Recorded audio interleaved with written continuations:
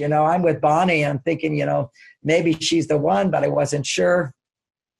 And I was ready and I was looking. There's an old saying here I want to point out, which is men really can be with the right woman, but they don't propose because they're just not ready.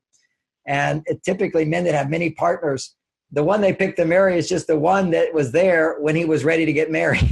So there's a place inside of men where they have to feel inside of themselves that they have enough to provide for a woman's happiness. They have to have a series of positive experiences where they feel confident that they can make a woman happy.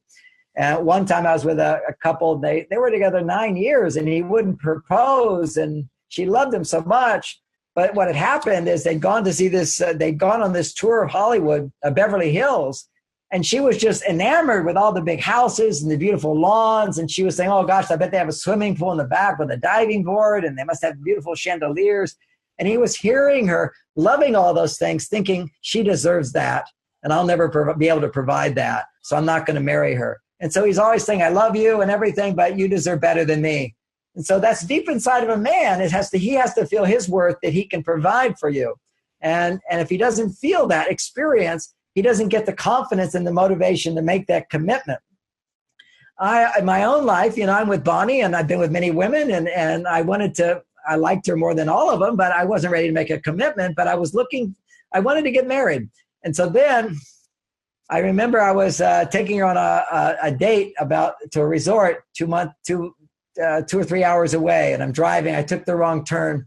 And instead of being in California, we're now going in towards Las Vegas. And and I'm like, oh my God.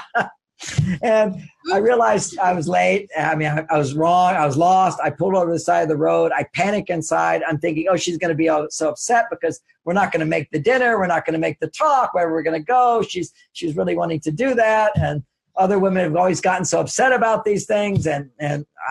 So I pulled over the car, sort of dreading the moment where I had to tell her, I think we're in the wrong state.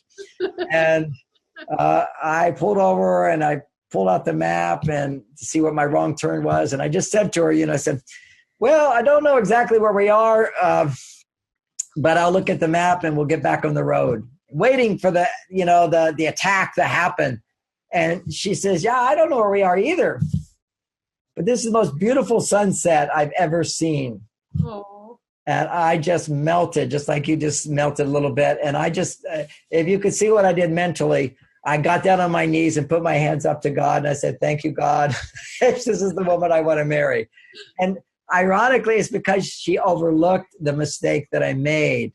And that was a big thing for me, is to feel that I know I'm not perfect, but if I could still be loved, even though I'm not perfect, then I'm set for life. And that's what men are afraid of. They're afraid that, when you get to know them, you're not going to love them as much.